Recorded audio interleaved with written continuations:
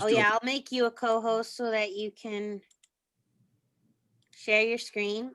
Sure. And then, so what did we decide, Dr. Gietzen? Do you want to use the chat feature for people to ask questions?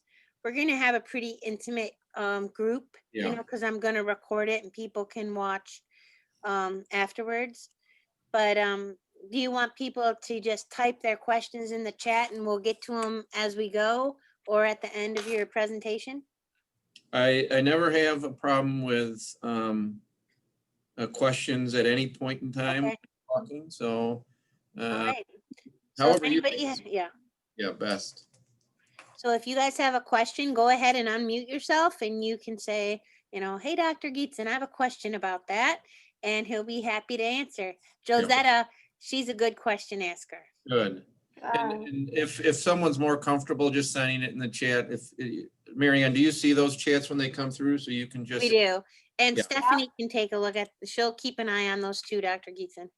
For sure. Very good. You want me to do a little introduction, Marianne? Sure, absolutely. If you don't mind, Stephanie, and then I can gaps as well. Well, thanks everybody for coming this afternoon. I'm Stephanie Bauer, a nurse coordinator in the Community Health and Education Department at Ascension Providence Rochester Hospital.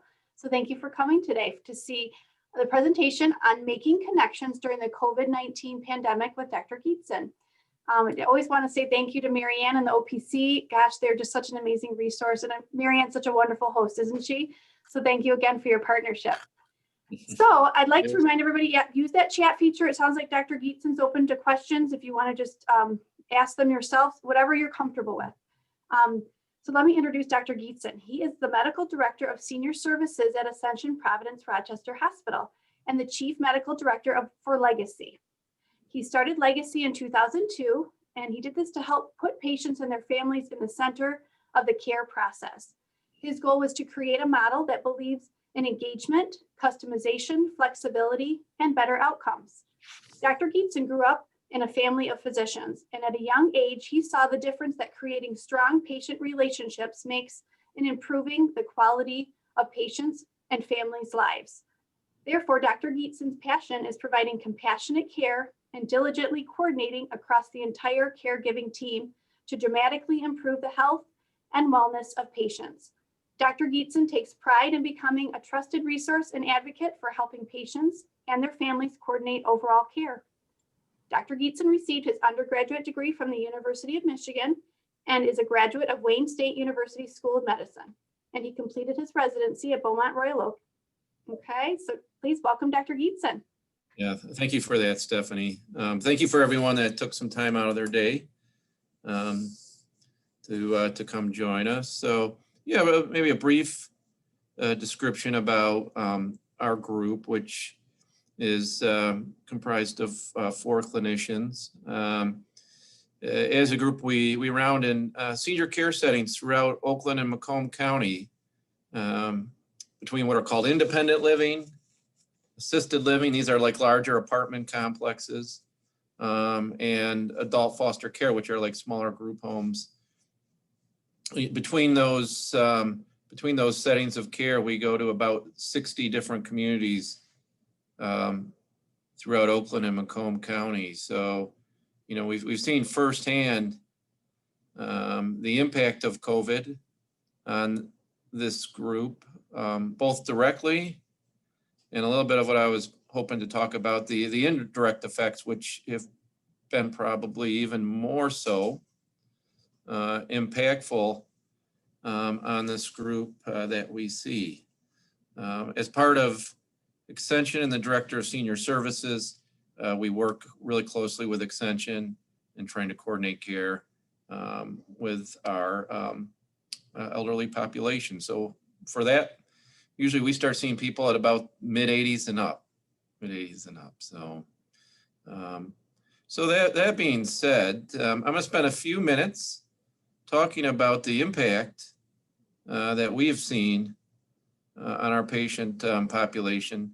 As Stephanie had mentioned earlier, or Marianne, at any point, if someone has a question, don't hesitate to interrupt, either by just unmuting or sending a chat. I'm always happy to have these in a conversational fashion as opposed to a didactic. I won't be testing anyone at the end of the talk. So, so we got a few people on camera, maybe a raise of hands of who has found this to be one of the more difficult times in their life and having to deal. Yes, I'm raising my hand. Well, there we are.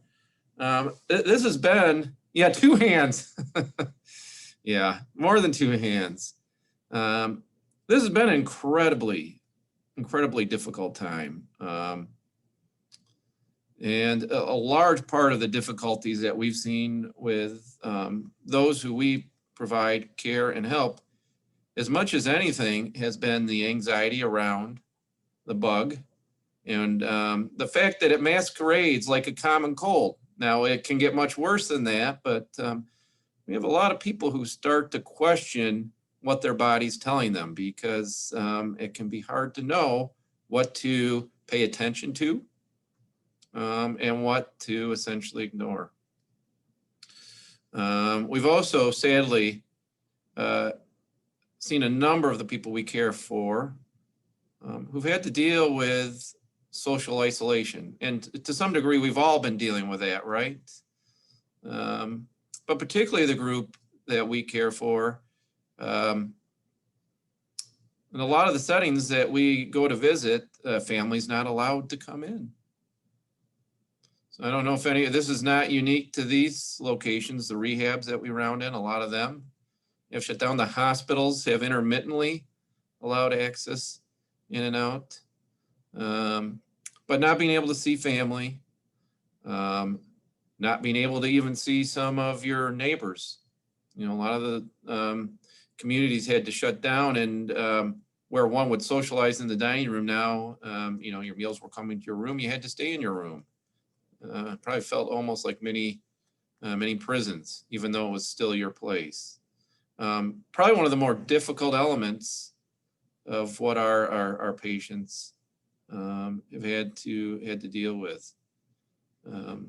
So probably, you know, both of those in combination, this idea that it's hard for me to know what is something I need to worry about and what isn't. And then just not having the ability to see others and relate. So for a lot of our patients, their families, the extent within which they got to see their loved ones was like this. We go out and do Zoom meetings for our patients now. So some of the few opportunities they would get to see their parents and the parents, their children is through Zoom. And I think everyone would agree it's not quite the same as being there in person, right? Yeah, not quite the same. So it's been a very difficult time for our patients. It's been a very difficult, yep. It's a whole lot better than not having it, though. Yes. Yeah. It's a whole lot better. Yeah. And people who are far away from their parents, who couldn't visit them, now have a Zoom set up. And so they're actually able to communicate more than they could previously. I'm not trying to say that it's not, that this isn't tough and this isn't challenging. I'm just saying that at the same time, there's other things that come up. Yeah. Yep. Thanks for that, Josetta. So yeah, you know, everyone's learned how to cope, right? Like what we do is dramatically different now than what we were doing before March. So everyone tries to come up. I would just make note that it's interesting, of the problems we've dealt with, the difficulties of isolation, again, even when the setting of Zoom, have probably been more problematic than the bug itself. It's actually generated more problems. So the COVID itself, I tell you, one of the, you've all, I'm sure, have heard plenty of information about COVID. You can't turn the TV on, right, without there being an update. I'll just share. So my firsthand experience is this: is we round in Extension, we round in Beaumont as far as health systems. And then obviously the people we see out in the senior facilities and rehab. So we've had direct exposure. One of the problems that we see with COVID is it can run the full gamut from being incredibly sick, right, with people on ventilators and struggling for their life to breathe, to no symptoms at all. We've had more than a few patients who've been swabbed for a variety of reasons with absolutely no symptoms come back positive. You're probably all aware of this 2 weeks after someone's been exposed where you're asked to stay in isolation. Has everyone heard of that? Maybe to some degree. And part of that reason is, and this is why this bug is so contagious, is that as individuals, people can start shedding that virus at a time where they have zero symptoms. And it's probably related to why this has been such a problematic infection. When we compare the seriousness, like if you get the bacteria, or if you get the virus, if you contract the illness, it seems to be about the same as influenza, which has been around for ages, and we deal with it every season, right? The biggest difference is with influenza, when you contract that virus, you get sick real quick. And when that happens, you're at home, you're in bed, you're not walking around the community. Whereas with this virus, people will become contagious with little or no symptoms. And for those who haven't seen, the rate at which this virus spread, both back in April and to a lesser degree just this past week, is reflective of that as a problem. Does that make sense? Yeah. Any questions about that? So the good news is there are things that we can do to limit exposure, including what Mary Ann's doing right there, right? Putting a mask. Yep. What works is really not all that difficult. And again, I think everyone's aware. The use of a mask, which really what that does is that protects others from you, right? Unless, if you guys have heard of these N95 masks that we have to wear in the hospital, those are a little different. Those are for protecting yourself. But the masks, the surgical masks that we all wear, that's really to protect others from us. So for patients I see in the office, I always recommend, and particularly this past week, did you guys all see how the number of cases shot up? You're probably all aware. The one thing I always encourage people is if you're out, make sure you're in a setting where others are wearing masks, because that's your protection, right? That's your protection. And in those few settings where that's not an option, the social distancing that I know you're all very much aware of. Those are incredibly effective tools. The reason why the virus spreads is there are just small areas where it doesn't take much. Family and social gatherings, maybe to a lesser degree restaurants where people do invariably have to don off their masks, are where we invariably find these nidus of infections, where we all feel we're otherwise safe, being around family or close friends, and where we will then spend time without a mask. That's where we're seeing the vast majority of these outbreaks. So the more one uses these areas of protection, again, limits themselves to settings where others are wearing masks, the more safe you're going to be. So Dr. Gietzen, can I ask you a Yeah. question? So if I'm hearing you correctly, so one of the questions that I get a lot is, let's say I go to a family gathering, like Saturday, I went to my uncle's funeral. He passed from Parkinson's, and we were in a church and it was all segregated. But how long after going, like we didn't touch anybody, we weren't near anybody, but like after you do something like that, how many days does it normally take that if you did get infected, Yeah. how long does it take till? Well, there's a level of variability. Not everyone reacts the same, but typically either someone will have developed symptoms, or if they're asymptomatic, they will no longer be contagious at about 2 weeks.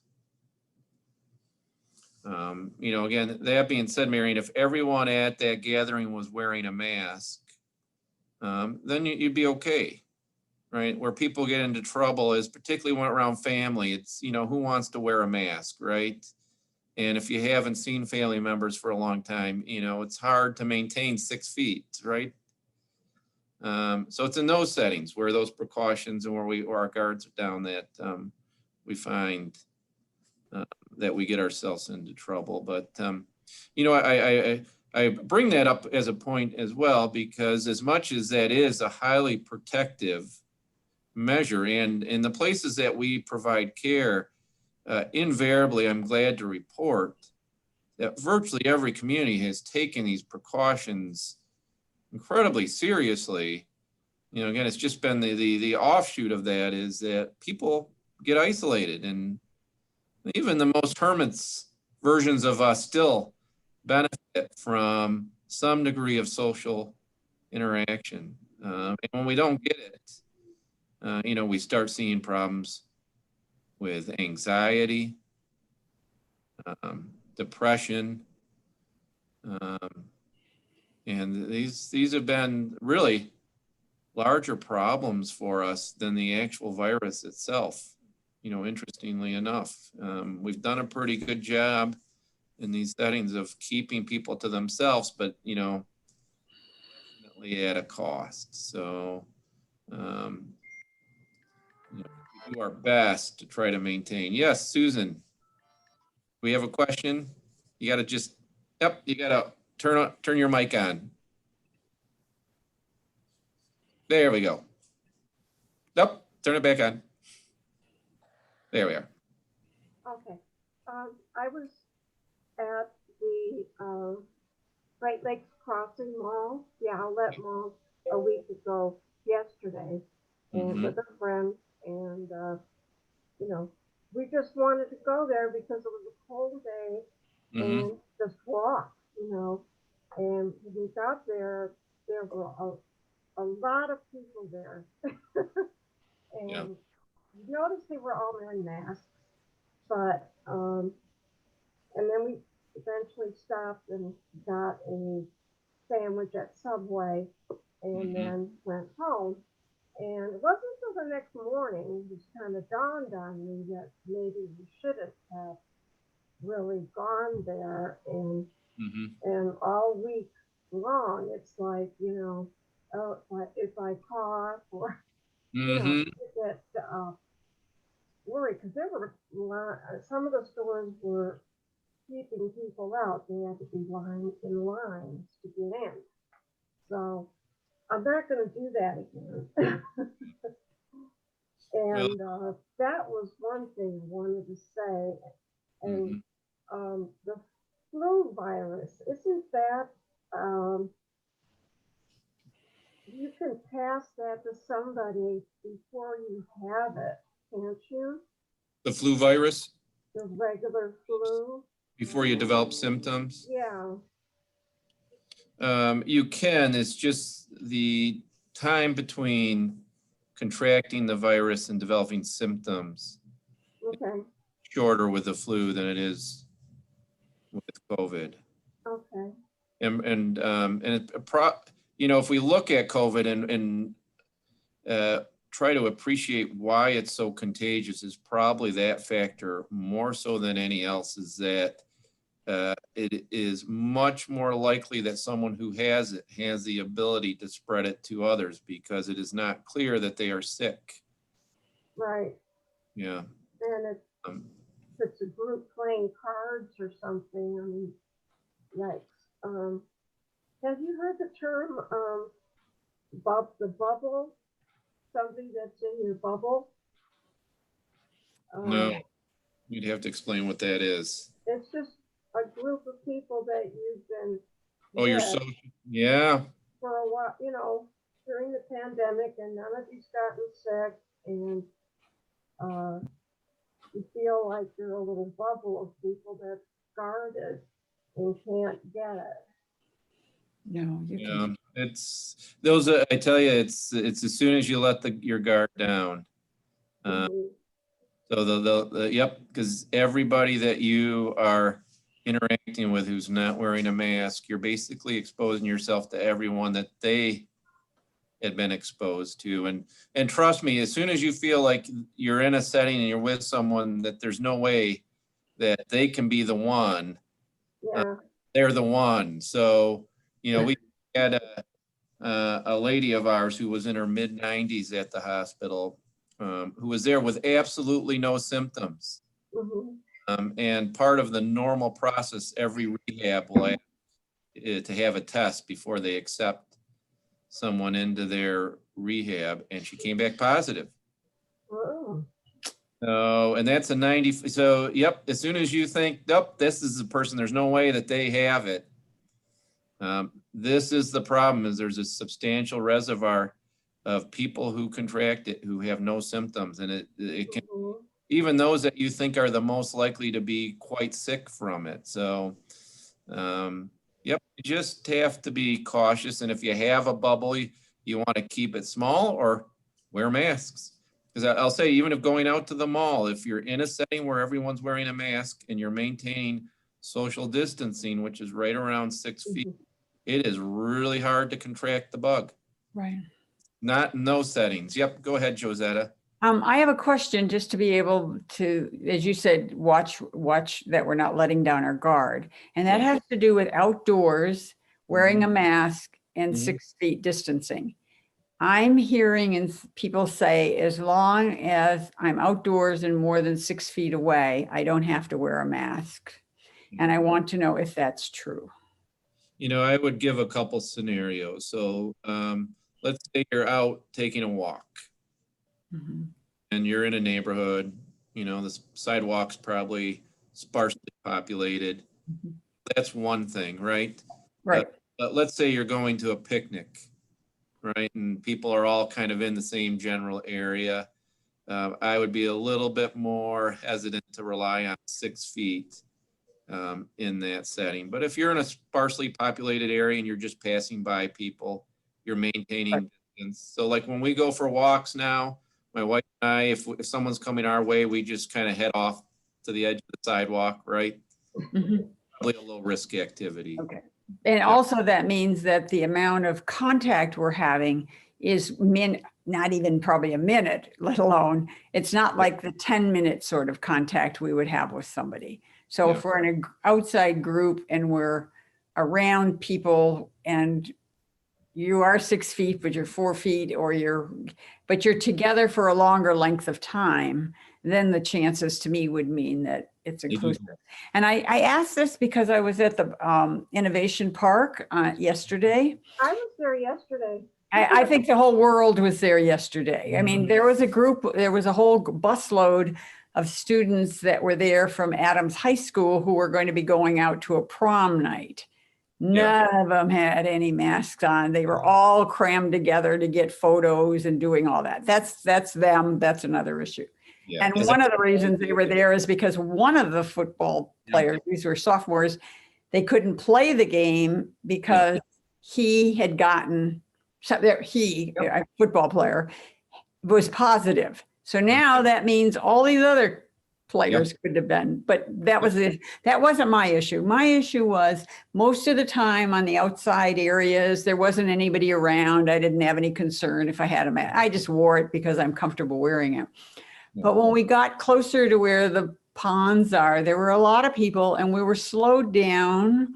We weren't going to be with people long periods of time, but I was surprised some very prominent people in our communities and their family did not have masks on and people weren't moving. And I made a comment, a leader in the community, and it was brushed aside, which I found shocking because there were so many people. And even though we were outdoors, and they talk about how it can be hanging. And I guess my thing is, I am not paranoid, but at the same time, I don't want to get it. And I want to be. And I feel, and I'm hearing what you're talking about, and I want to kind of take away a little bit of what I said earlier, is you're talking about people that are in their apartments and can't get out. I mean, the isolation has got to be, you're making us so aware of it compared to me in my home. And I have all these windows. I have an acre of property. I'm in a whole different different kind of ball game, you might say, than what the people you're describing. And so it gives me empathy for so many people and how difficult families, because they're all connected to other people, Yep. how difficult it is for these families for month after month after month. It's, So no, wanna- it's, I mean, there's no sugarcoating it. It's, no, it's really hard yep, to watch. And, you know, every day we'll be dealing with families who, like for our group, I predominantly around in the hospital right now. By and large, the hospitals are letting families in, but they'll tell me it's the first time I've seen my mom or dad in 2 months, right? It's hard. It's hard to see. Hey, Doc, Dr. Yeah. Pam, can I just, on that subject real quick, Pam, and then you'll be next. On that subject, I have it written down. So we had someone that emailed me and their mom is 88 years old, living alone in a senior apartment, not an independent living, but a senior apartment. She's Mhm. been pretty much on her own for the last since March. They've been, she has meals delivered and groceries delivered. They go and social distance outside. So now with this new and her mental health is declining. So now they emailed and asked, you know, would you recommend that they just bring her home with them? But their worry about that is that they work every day. Mhm. And so they're going to be coming out and bringing it back, but they've seen the decline mentally. And they're like, well, you know, should they leave it up to her? What's your recommendations in that kind of a scenario? Well, it's so, you know, it's an individual, each situation is going to be a little different, but the factors, so like in our work setting, if I'm outside of my office, I have a mask. You know, we're screening people who are coming to the office. So each work setting is going to be a little different as far as their potential exposure that they'd be bringing home. Maybe the only other thing I'd give for consideration is when one is struggling. So let's say you already have some memory problems and now they're worse based on your situation. So this would be a situational example. Those are temporary problems. It's not like that person's dementia actually got worse. Their symptoms got worse. So at some point they'll migrate back to where they're at. So I give the example. It's kind of like if you've sprained your ankle, right? And for someone who has memory problems, routine and regular stimulation is kind of like crutches. So when that gets taken away, it's not like their ankle sprain just got worse, but now they no longer have crutches. So they're going to hobble a whole lot more until the crutches come back. So it's a temporary problem. It doesn't make it any less easy to have to deal with. But if that helps them with decision making, you know, the other side is they do have to look at what their exposures are. And if they're in work settings where people are being screened and they're wearing masks and maintaining distance, you know, that is, just say it again, it's highly effective. Doing those simple things are highly effective. Where we get into trouble is when we let our guard down. Yeah. Pam, did you have a question? I was just going to be asking about his situation where he was talking about being out on the sidewalks and stuff. If you have the mask down and then you put it up, you're sort of touching your mask and getting it sort of contaminated. But at the same time, is it good to have that? So if something were to come along, I mean, for the most part, nobody's really talking to anybody on the streets anymore, but you still do run into an occasional person that wants to talk to you. Yeah, so, you know, there's different types of precautions we use based on the types of infectious agents that we deal with. And so I'll give an example, like who's ever heard of like, you know, the stomach flu, like these, you know, these ships that get, you know, like the cruise ships that get locked down. So those kinds of bugs tend to be much more sensitive to what you're describing, Pam, which is contact precautions, you know, touching stuff. We haven't found that COVID is so much spread this way. So if you're doing this, you know, particularly if you're covering yourself because you see someone, probably less relevant, and particularly you're just touching your own mask, is much less relevant than these are. By and large, most of the people who've contracted have been through direct respiratory droplets. So, so it's not a guarantee, but the contact-based form of dissemination seems much less common. And so if you're worried about touching your mask because someone's coming up, I would say, nope, by far the safer thing is get the mask up. Or if you don't have one, just maintain 6 feet. And again, those tend to be a highly effective way of keeping yourself healthy. I have a question. I want to go shopping to buy my own food, and I'm thinking I will go like at 11:30 when nobody's in the store. Is that going to be safe for me? I'll wear my mask, of course, but I'm going to be touching fruits and vegetables, and I'm going to be touching packages. Is that going to be safe for me, or should I just keep ordering my food and bringing it in? Yeah, so the touching part seems to be much less of an issue than the breathing part. Okay.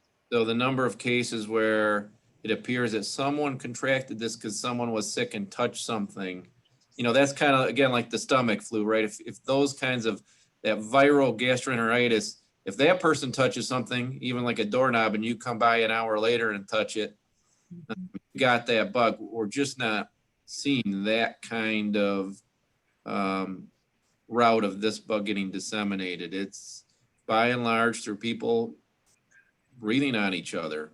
And again, see it Okay. at a microscopic level. But yep, those 2 simple precautions are profoundly effective. And again, where most of us get into trouble is those settings where we let our guards down. Okay. Yeah. I have another question. My friend wanted to get like a senior shot, a flu shot. Do I need to look for a certain kind of a flu shot since I'm older, and she wanted one that was the most protective for seniors? Do I need to search for that? Yeah, so that's just it's the same shot. It's just a little bit more concentrated. You know, it's interesting that this is what the data has historically shown, is that antibody responses, right? You draw some blood some point after the vaccine, we see higher antibody levels with those more concentrated vaccines. What we haven't consistently seen is that people actually do better. But I would put it this way: get one. If you have access to one, just get it. Okay. And let's say you get it, and then you're happen. Oh, hey, here's the senior vaccine. There's no harm in getting that in addition. Okay. Do you have to No. wait like a certain number of weeks between? Okay. No, All right. there's no harm, and there's no reason to wait either with the flu vaccine. Once they've figured out which bugs, which influenza viruses they're vaccinating against, the vaccine is good as soon as it is available. And this is definitely a season you don't want to be confusing for yourself, right? Right. You're dealing with if you get sick. So anybody who's in a hem and hawed, some years they get it and some years they don't, you'd benefit yourself from getting it this year. Though that being said, you know, this social isolation doesn't just work for COVID. It does work for influenza. If you looked at the flu season last year, it was actually a pretty bad season. And once we all went into isolation, it just dropped right off the table. The COVID still kind of stuck around, but the flu just dropped right off the table. So that's not a guarantee. I'm just crossing my fingers that with all of us using these precautions for COVID, that, you know, hopefully this will be a milder flu vaccine. But I'm getting it. I'd recommend anyone else to get it as well. So that's the question. Dr. Gietzen, Yes. can we talk about testing for a minute? Yes. I tested positive for antibodies back on June 22nd. Yeah. Antibodies IgG and IgM. That Mhm. was from a finger prick test. Okay. And I also simultaneously had a PRC antigen test done and got the results back on that a week later. And that came back negative. Mhm. So I didn't know, which meant I didn't currently have the virus. Right. Yeah. It didn't mean that I didn't have the antibodies. So I retested about 10 days later, and the same antibody test, it came back negative. So Mhm. my thinking at that point was, well, maybe I had false positive, and I looked at the CDC information and the type of test I had, and it said it wasn't 100% reliable. Yeah. So to confirm that, I had a third test done on July 10th. Mhm. About 8 days later, a third test, finger prick test again, Mhm. results in 15 minutes. It came back negative, and I had the PRC Yeah. swab done, and a week later I got the results on that, and it was negative. Yeah. And I had a fourth test done on August 14th, and they did different testing this time. They used what was called a rapid Sophia antigen test. Mhm. It wasn't testing for antibodies, it was Yeah. testing for the virus. And it was a 15-minute test. It came back negative. And I had the PRC test done as well. A week later, I got the results negative. And I haven't How's your done any nose? Dennis, how's your nose feel? swabbed up. I haven't done any testing since August 14th. Yeah, I can talk a little bit about testing. That's who here, raise your hand if you've had one of those swabs. Yeah. All right. For those who've had the swab, who would recommend it for others just if they're looking for something to do? Oh. Yeah, no. Okay. Yeah, when they do that right, it's almost like you can feel the back of your eyeball, right? Not fun. It's not a fun test. So I give Dennis credit for how many times he was willing to go through that. So yeah, thank you for sharing that. Let me spend a minute talking about testing because it can get kind of confusing. And let me start with this concept of accuracy. I have a question on the testing before you go. Yeah. Okay, in February, before COVID became the highlight, Yeah. I was deathly sick, and I never get sick. It got to the point where I was bedridden, couldn't move for 3 or 4 days. Yeah. And then suddenly, COVID became very popular. I guess that's the word to say, I'm not sure. So I isolated myself. Yeah. And I had to make a visit family in Chicago. So we go fast forward now to the end of June. And I went and got the nose swab, and then he took a vial of blood out of me. Yep. I don't know what test that is. It wasn't the prick, it was the whole vial. Yeah. And that both came back negative. So I felt comfortable to make the visit.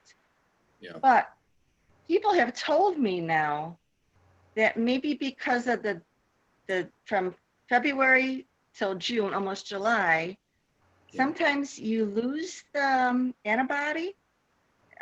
Is that true?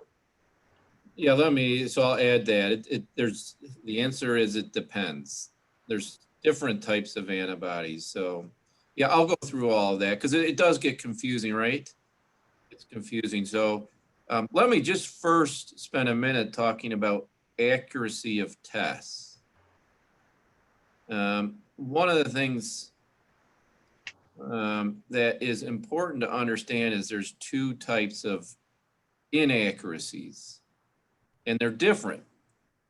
And so when you say a test is accurate or not, you have to understand in what fashion. So there is the case where someone is sick and the test comes back negative. That's what we call a false negative. And then there's the other scenario where someone is healthy and the test comes back positive. And that's what we call a false positive, right? Those are two different types of inaccuracies. And usually when a test does really good in one of those categories, it does less well in the other. And so when someone's talking about a test being inaccurate, you want to know in which fashion, because it's never inaccurate in both. Invariably, it's one or the other. So you guys understand that? False negatives, meaning you have it and we don't detect it, or false positive, which means you don't have it, but it looks like you do. So knowing that, if we go through the different types of tests, there are two tests that they do a nose swab on. And those are essentially looking to see if you are currently sick. There's one that comes back real quick. That's called the rapid test, right? And you get those results back in a matter of minutes. That's looking at protein from the virus. That test, when it's positive, you have the bug. So it is one that's a little less accurate, but its inaccuracy is in false negatives, right? You're sick, but it doesn't pick it up. On the flip side, if it's testing positive, that means you have the bug. Does that make sense? So that's the rapid test. And again, the rapid test is looking to see if you're sick right now. Dr. Gietzen, I just had a friend who tested positive for the rapid test, and then when her 3-day test came back, it was negative. Yeah, so it is still, like, I would say that any clinician should handle that person as though they're sick. Yep. The other test to look at whether you are sick or not, and to answer Marianne's question, that rapid test, if it comes back positive, is about 97% accurate. So that's, in the types of tests that we do, that's pretty good. Now, there's still a small number of people that might test positive that don't have the infection, but you would not want to take the chance on that person. The other test to see that you're sick that takes a few days to come back is that PCR test. And that actually is looking at the viral RNA. That's like the virus's version of DNA. That is much less likely to have a false negative, meaning if you're sick, it's more likely to detect it. When we find that it misses someone who is sick, it's usually more of a sampling issue. Someone just didn't want to stick the swab up far enough to actually detect the virus. The number of negatives that are false is relatively low as well. But generally, I would say if you had a rapid test that was positive, there's no great utility. Although, trust me, I see it where then people want to go get the other test. It would be a risky thing to act as though you don't have the illness just because that other test came back negative. So that test that takes a few days is more likely to detect it if you have it. But if either test comes back positive, you got to treat yourself like you are contracted. So those are the two swabs that we use to see if someone's sick. Then the other test that Dennis was talking about, and Patty as well, is this blood test, right? And that's to look to see if you've ever had the infection. There's a couple things to know about that. We're still trying to understand what that actually means, right? And what I mean by that is if you've had COVID, are you protected against ever having it again? We're trying to figure out if that's the case. I would say the answer is likely probably. We have studies from the normal coronaviruses, which have been around forever, right? Like I've been managing people with coronavirus my entire professional career, just not this version of it. So they have done tests on the non-novel, the standard coronaviruses, and seen when someone has it, how likely are they to contract it again? And on those, we've tended to see one of two things, either complete immunity or substantial immunity, meaning the second time it comes around, if you get sick, you're way less sick. Those are probably the case with this. We just don't know yet. We just don't have a long enough track record. So one thing to be aware of is we still don't necessarily know what to tell people if they've tested positive on those antibodies, meaning they've had it. The antibodies themselves, Dennis mentioned, there is two types. There's what we call the IgM, that's one type of antibody, and IgG, that's the second type. The IgM goes up right after you're sick, but then it disappears. The IgG takes a little while to develop, but then once you have it, it tends to stay elevated or abnormal indefinitely. Those are the common scenarios. So Dennis's situation is a little unique. He tested positive with both initially, but then tested negative thereafter. And, you know, one thing to be aware of is these could, Dennis, my best guess for you, I would say, is the combination of us still not knowing what kind of immunity a prior infection incurs and those indeterminate test results. I would continue to behave as though you've never had it. That's what I would recommend. And we do see some degree of cross reactivity on the antibodies with the non-novel coronaviruses, right? So if you just had a standard coronavirus 8 years ago, it can cross react. But those kinds of tests, when we use those tests for a lot of different infections, there can be some inconsistency. But I think the simplest message is behave like you've never had it. Nope, you're still muted, Dennis. So, so again, think of that rapid test. If it's positive, you know you have it, and there is value to that, right? Will keep you away. You go ahead and isolate yourself. There is no other test to be done at that point. If it's negative and you're feeling really sick, then you want to get that more accurate test, less likely to mix. That's the what we call the PCR. The blood tests at this point is really more to help from an investigational standpoint. For individuals, we still don't know exactly what to advise them if it comes back that you had it. Does that make sense? Yeah, the reason why I was so persistent in testing is that I have so many comorbidities.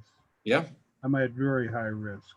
Yeah. Even though I was asymptomatic, I just wanted to be sure that I didn't have an onset coming. You know, I didn't feel it as I did. I just wanted to check because I'm a heart patient. I'm a type 2 diabetic.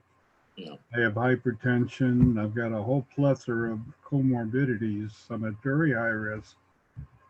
And I didn't want to just be ignorant of what was happening. Yeah. So for you, it's not clear that you had previously had this infection, and as far as behaviors moving forward, you know, absolutely with that history too, behave like you never had it, for sure. And it doesn't sound like you've had it, No. but it'd be hard to say with certainty. But yep, the rapid test is great when it's positive, of little value when it's negative. The PCR test, if they really stuck it up there, it's invariably going to find the bug for sure. It won't miss it. And Marianne, I think the one where that came back negative, the best to make sure they behave as though they had it. Well, that's been over a month and she never did get symptoms. Yeah. So, well, but she isolated herself, you know. Yep. So she did the right thing. Mm-hmm. Wonderful. Any other questions? I have another one. My daughter-in-law is very sick now. She says that she doesn't have COVID, but she has to go to the hospital. Both of her parents are going in for surgery. How vulnerable is she going to be because she's like already sick, but there's no one else to take her parents in for surgery. So she's sick with some other kind of problem, as far as you know. Yeah, she's coughing. Her voice is very scratchy and weak sounding, and she doesn't look good at all. Her eyes are like watery, and she says there's no one else to take her parents in, but she has not. She knows she doesn't have COVID. She's tested for that. Yeah, well, so a couple things. The flu bug is here. It's been detected. And that is a serious illness too, but probably the best she's going to be able to do is drop them off, because Oh, that's a good the idea. hospital that I'm aware of, they screen for symptoms, and a negative test would not be adequate. So I doubt she'll be able to go inside the hospital. She'll probably have to drop them off. Oh, that's good. Yeah, so they do predominantly when you go to the hospital, if you're going to visit, they're not asking for test results, they're screening for symptoms. And if you're positive, they're just not going to let you in. So, Thank you. yeah. Dr. Gietzen, any suggestions for the upcoming holidays? You know, like I said, that's a real tempting time to let your guard down, right? Mm-hmm. Yep. So that is when people get into trouble. That is when people get into trouble. So, and it's really hard to know when you're around family, unless they've been in isolation, whether or not they have been exposed. So as much as it's tempting, if you're going to spend time with family, you're best to do it with those 2 standard precautions we talked about, right? And that's the time where you're inclined not to, and that's when the majority of people are getting themselves into trouble. So I wish I could give you information different than that, and we still don't know. I mean, there was a peak here just last week that was substantial. It was maybe a third of what we saw back in April, but it went up within a matter of days. And this was a good 5 times more than what we've been seeing since April. And yep, if you're going to visit family, distance, and wearing a mask, really, because that's where people get into trouble. Yeah, Josetta. I was just going to say, if the holidays are really important, you might want to think about skipping Thanksgiving, because if something happens at Thanksgiving, Christmas is completely out. Yeah. I mean, so if if it's really important. My daughter, who had chemotherapy earlier in the year, like January, February, said, and we're all in this area, so it means no one even has to get on a plane or do something like that, which really increases the possibility of something happening, said, we ordered, she and her husband, dinner for Thanksgiving. And so everybody knows that's the way it's going to be this year. And for Mother's Day this year, because we do have a couple out in California, we did Zoom, and it was really great, because then we really had everybody. I would say from the testing we're doing here, a good 5 to 10% of the people who test positive have no symptoms. So that, again, is the danger of this bug, and where people get into trouble is those few times that they let their guard down. So I wish I could tell everyone just go and spend time and be with your family and not have to worry about it, but we're not quite there. Yep. I have a pending procedure, and I'm wondering if I should delay it. I have a 10-year colonoscopy due, and I'm wondering if I should put it off. Yeah. Well, so it certainly doesn't sound like it's urgent or emergent. So you have that flexibility, but I'm in the hospital. I'm in a couple hospitals every day. And as much as people who are sick go there, they are triaged immediately in the emergency room. And those are settings where if you're sick, you're going to be isolated more than anywhere else. So Generally, I go into those settings not being anxious. I know that that's actually probably one of the safer settings, because if you go again out to the grocery store, you don't know who has it. Once you're in the hospital, everyone's getting screened through that emergency room and or at the door. So it's not more or less risky than other settings. On the other hand, if it can wait, which it sounds like it probably can, may not be a terrible thing. Well, the thing is, this virus may be with us for the long term. Yeah, we don't know. Yeah. Looks like there was a couple questions in Yeah, the, yeah. I'd be happy to read those off to you. It looks like there was a question about going to lunch, getting together for lunch. So basically, and people who attend that lunch keep their masks on, would that be safer? But then someone commented that it's hard to do that while you're eating. Yeah. So any comments about lunch and? That's so my personal take with the world of COVID is that's one of the sacrifices I'm currently making. If I want to be dining out, we just take it home. So it's one of the few settings where people do remove masks.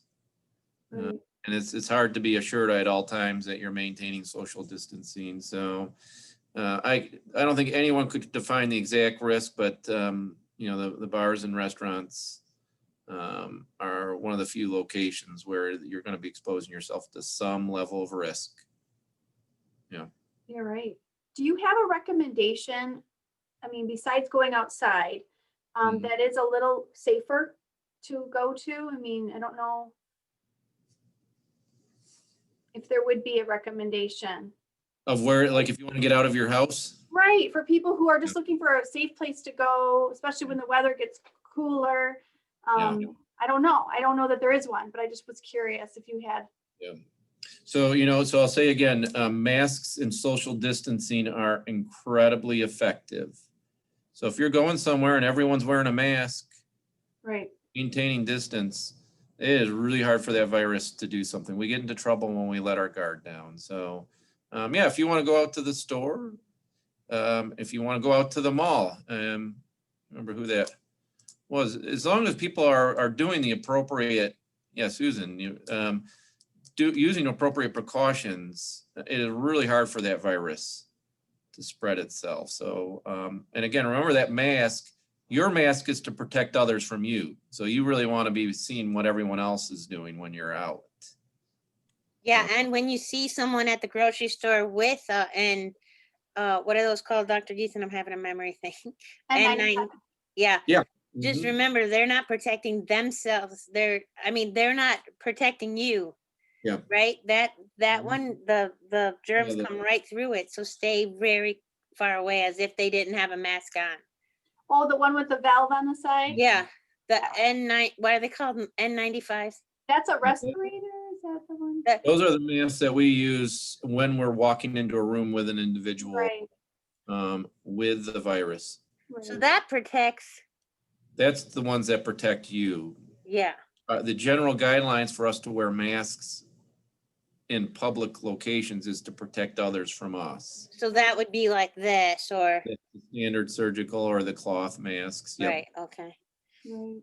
Did you see this little thing I got, Dr. Gietzen? It's got like a little thing that you can put inside your mask, and then it keeps it off your face so you can breathe And sing. and sing. Yeah. But it makes it a lot easier when I'm out and about. Like, we went to, my uncle passed and we went to his funeral on Saturday, and I had that on and everybody else was picking at their things and having a hard time, and I was perfect. Yeah. So you got to find the one that works for you, you know? Any other questions? I was wondering, Dr. Gietzen, do you have any recommendations on how to encourage and not offend people who you want to be with that aren't wearing a mask? Maybe you're together and you're at a gathering, but you're wearing a mask and they're not. You know, those are hard situations, because they're friends, they're family. They're even maybe on the same page with you from a mask standpoint, but I don't but ultimately they don't see I the got risk you. the same. So I just don't know if there's a way that you would suggest to be Well, to approach that. Yeah, you guys can, first of all, you can quote me Okay.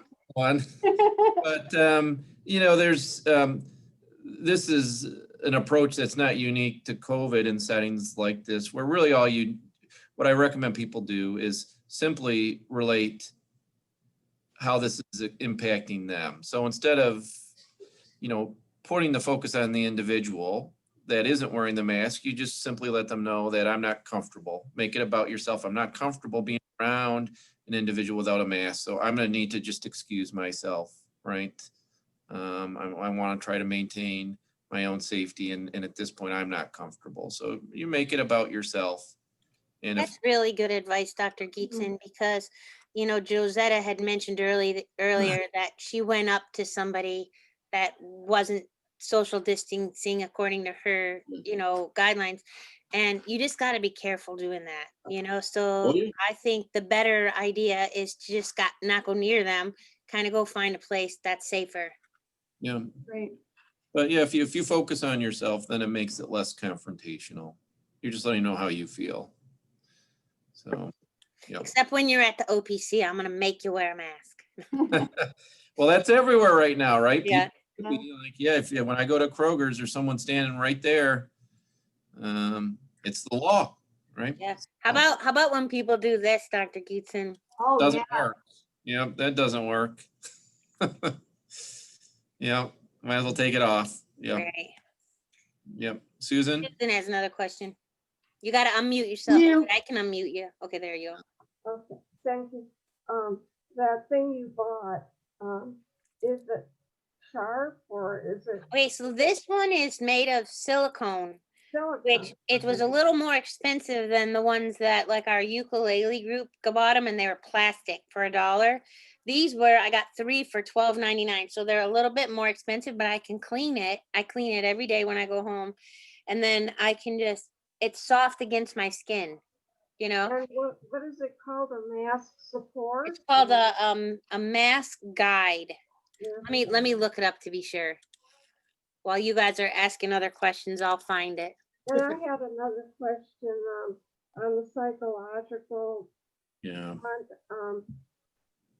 I have a lot of things that I can be doing now, I Mhm. have the time, but I'm just not motivated. And I just wondered if that's because of this, or maybe it's just me. So you're saying you're procrastinating? Is that? Oh, yeah. More so than even normal. Yeah. Yeah, I get you. Well, yeah. That could be depression, you got to be careful. So yes, there's this term of, medically, the term we use is apathy. But when one is apathetic, they're having a hard time with motivation. If it's from depression, they're invariably also dealing with a depressed mood. So I'd say the answer is maybe. It may be related. And yeah, we do have to all watch out for our own emotional health. I mean, again, that was kind of the initial. For the group we see, that is actually the larger problem we're dealing with. The number of individuals who contracted COVID actually, fortunately, has been fairly small. The number that are struggling emotionally with the isolation is it's profound. So, yep, for each of us, being mindful of our own emotional state. And for sure, as Marianne was saying, apathy can relate, but usually that person is also depressed. They're also wanting to socially isolate as opposed to seeking out social opportunities. So Marianne knows that's not me. yeah, so Go to the OPC. Yeah. So I don't know what that is. Maybe you're just shorten that to-do list. Let someone else do it, right? Susan, if this helps you, I have forgiven myself for not going into storage areas and done all this cleaning out and sorting that, I'm old and we'll probably be moving from this great big house and it needs to be done. Yeah. Saying, hey, I'm going to be in all winter. Now I need to be out of doors when I can easily be out of doors and have outdoor work to do. So that's how I've forgiven myself. I'm gonna start calling Josetta Scarlett O'Hara. Tomorrow's another day. Oh, yeah, I'm gonna worry about it. Yeah. Thank you. So Dr. Gietzen, that's all really great information. So doing the Zooms, being connected this way, that's great. You know, Yeah. going for walks outside and staying socially distant, that's Yeah. great.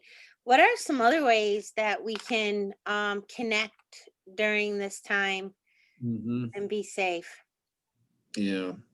Well, so, we can still be with others, and you can still be with family. It's just particularly if it's not your immediate family, Mhm. these little guys, you're already used to them.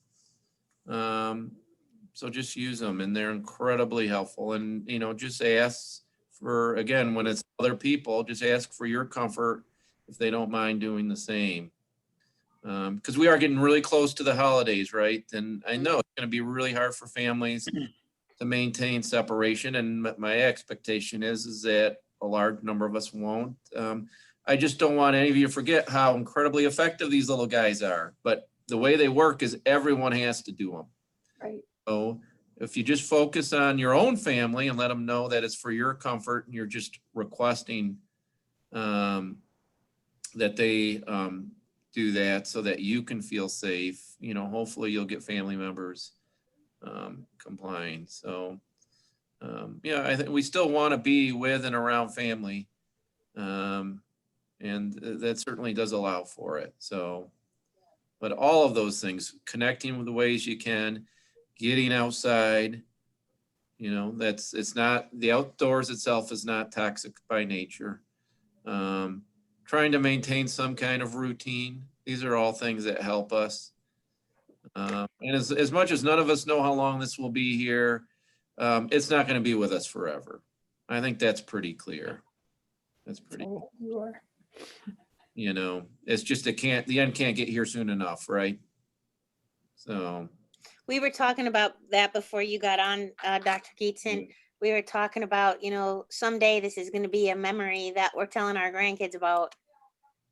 Remember how you got through the year 2020? Yes. For sure. But it's Yep, for important. sure. I don't think anyone will forget it. I don't think anyone will forget it. It's not been easy.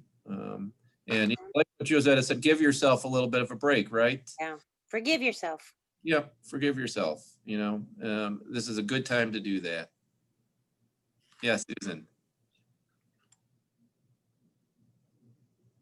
Susan? When it's Yep. all over with, we'll have a giant mask burning. That's Yeah, all. for sure. I think a sense of humor is Yeah. definitely in order too. I think that helps us get through.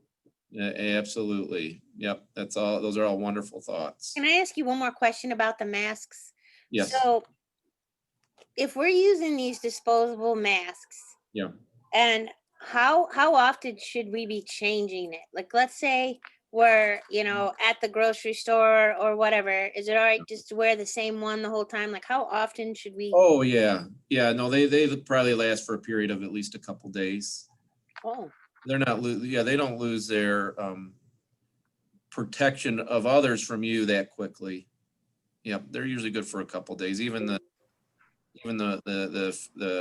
cloth surgical masks. So I sanitize my mask with ultraviolet light. yeah.